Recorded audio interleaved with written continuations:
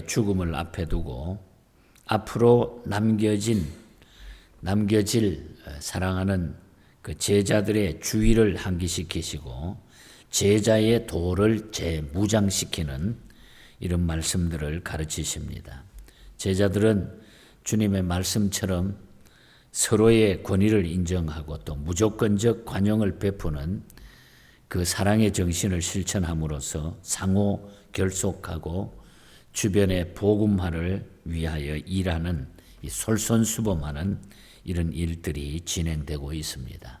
그래서 주님은 오늘 본장에서 중요한 메시지를 줍니다. 앞부분에 1절부터 14절까지는 천국에서 가장 큰 자가 누구냐? 어린 아이와 같지 아니하면은 결단코 천국에 들어갈 수 없다.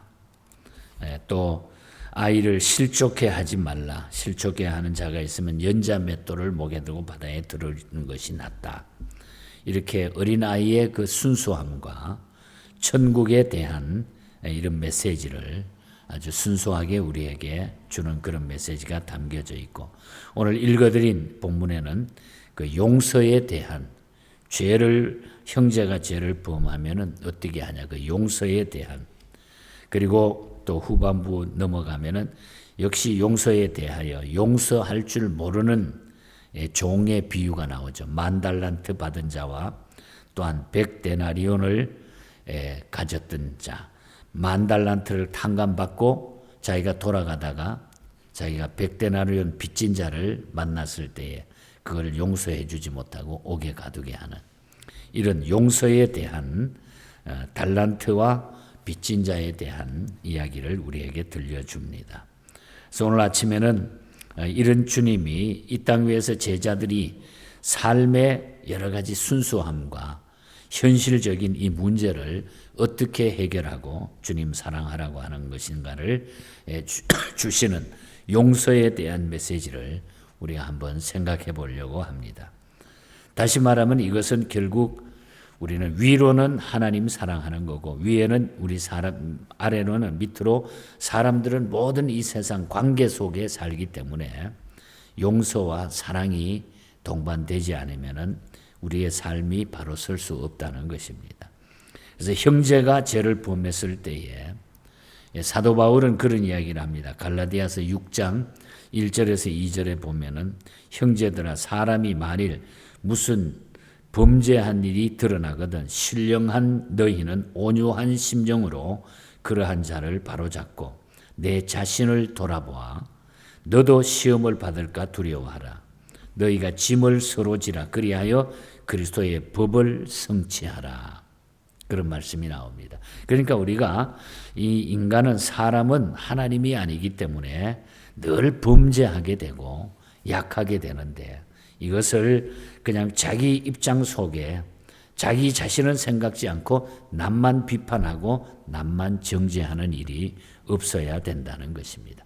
온유한 심령으로, 무슨 범죄한 일이 드러나 온유한 심정으로 그러한 자를 바로 잡으라. 그런 말을 하고 있죠. 그러니까 오늘 15절에서 20절 사이의 말씀은 교회에 속한 어떤 형제가 범죄했을 경우에 문제 해결을 위해서 따라야 할 권징의 원리를 말씀해 주고 있다는 것입니다. 이럴 때에 직접 우리가 권고하라는 거죠. 먼저 직접 권고하라. 그래서 15절에 보면은 내 형제가 죄를 범하거든 가서 너와 그 사람과만 상대하여 권고하라. 만일 들으면 내가 내 형제를 얻을 것이요. 조용하게 직접 딱 깨놓고 두 사람이 말을 하라. 들으면은 내가 그 형제를 얻는다. 사람은 실수를 아니할 수가 없습니다. 그러나 실수했다고 해서 하나님을 멀리해서는 안 된다는 것입니다. 그런데 실수하면 스스로 하나님을 멀리하고 말게 된다는 거죠. 사람은 자꾸 피하게 되고. 아담이 하나님께 죄를 범하고 스스로 숨어버렸다고 그랬습니다. 그러므로 죄를 범한 자를 보거든 혼자 찾아가서 친근하게 권면해서 하나님 앞으로 돌아오도록 만들어주는 친절이 필요하다고 하는 것입니다. 온유한 심정으로 권면하는 것이 한 사람을 살리는 방법이다. 그래서 우리는 온유한 심령이 중요하다. 너 왜 그랬냐? 왜 그런 짓을 했냐? 왜 그렇게 됐냐? 정죄의식보다는 온유한 심령이 먼저 중요하다. 특별히 우리 장로님들이나 목사님들이나 또 중직자들은 우리 성도들이 힘들고 어려웠을 때, 잘못을 저질렀을 때에 우리가 온유한 심령으로 권고하는 것이 참으로 귀한 일이다 하는 것을 기억합니다. 그리고 몇 사람이 권고해야 돼. 16절에 보면은 만일 듣지 않거든, 그렇게 권고했는데 듣지 않거든 한두 사람을 데리고 가서 두세 증인의 입으로 말마다 확증하게 하라. 증참케 하라. 옛날 성경에는 그렇게 말했는데 확증하게 하라. 이는 첫째 방법에 의해 가지고 먼저 이야기했을 때에 목적을 이루지 못했을 때, 말을 듣지 않고 계속 그것을 부인할 때 제2단계 방법으로 한두 사람을 데리고 가야 한다고 하는 거죠. 증인을 세우라. 같이 할 수 있으면은 범죄한 사실을 알리는 범인을 좁혀야 합니다. 그리하여 한두 사람을 데리고 가는 것은 그 사람이 사랑의 권면을 듣지 아니하는 사실을 증인으로 삼아야 한다고 하는 거죠. 그래서 처음에 말 안 들으면은 증인으로 삼아라. 그래야 말을 듣게 된다는 거예요. 그 사람이 그 사실을 듣지 아니할 때 다시 증인을 세워가지고 이 사람도 알고 이렇게 됐네 이야기하라. 그래야 만약에 그가 듣지 아니하면은 다음에 취할 방법에 대해서 준비할 수 있다는 거죠.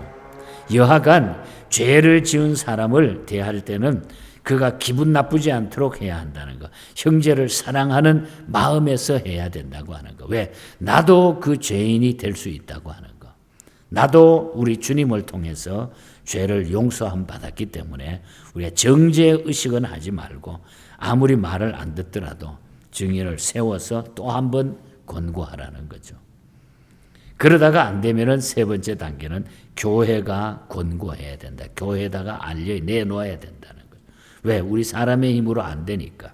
그래서 17절에 보면은 만일 그들의 말도 듣지 않거든 교회에 말하고 교회의 말도 듣지 않거든 이방인과 세리와 같이 여기라. 마지막 단계.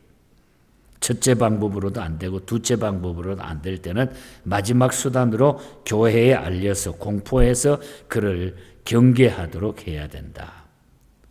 오늘 그래서 22절에 보면 용서에 대한 메시지가 나오잖아요.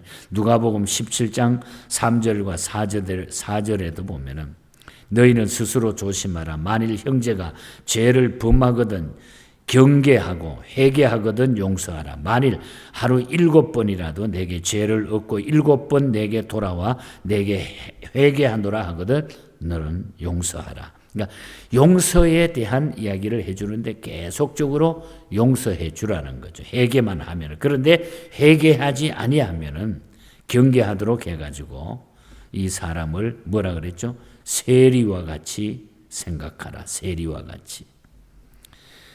우리 교단 헌법에 보면은 우리 교단뿐만 아니라 우리 장로교 또 보수적인 교단의 헌법에 보면 거의 동등한 그런 법을 적용하고 있습니다.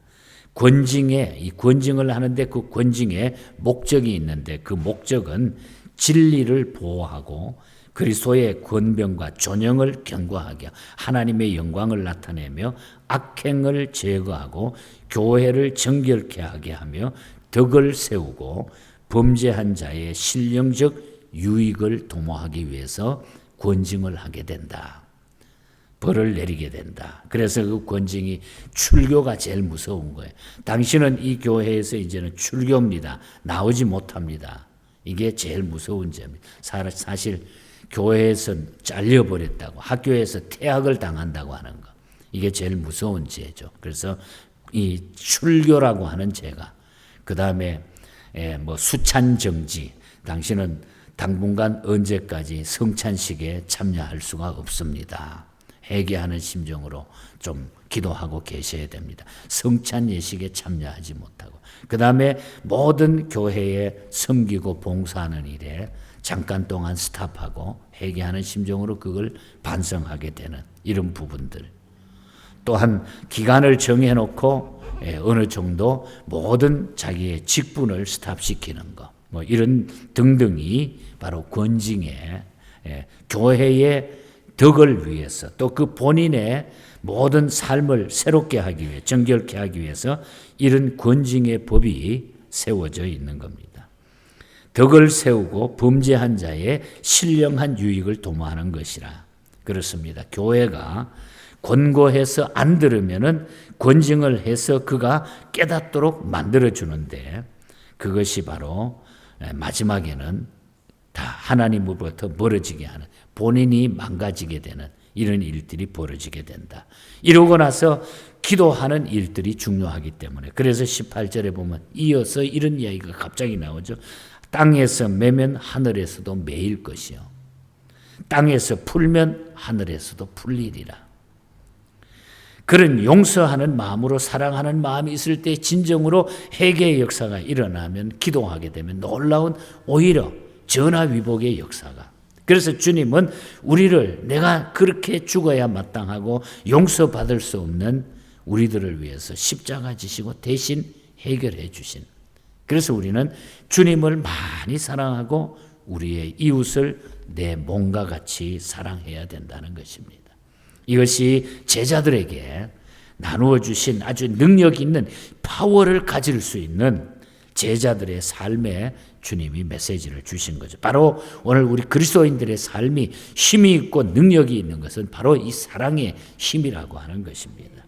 사람은 누구나 실수할 수 있는 것입니다. 그러므로 우리는 심판자가 되지 말고 사랑으로 권면해서 실수한 자가 십자가 앞으로 나와서 회개하도록 계속 만들어주는 것이 가장 좋은 방법이다.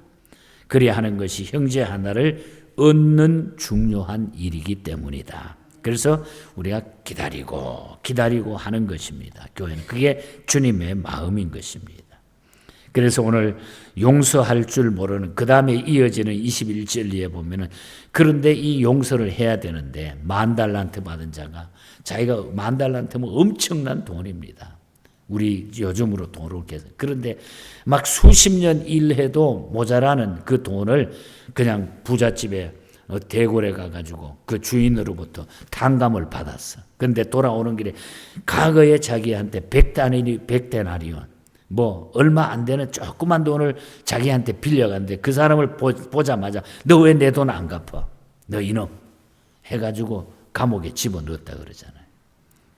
비유를 들어가지고, 용서하지 못한 자의 비유를 들어가지고 35절을 읽어드립니다. 너희가 각각 마음으로부터 형제를 용서하지 아니하면 나의 아버지께서도 너희에게 이와 같이 하시리라.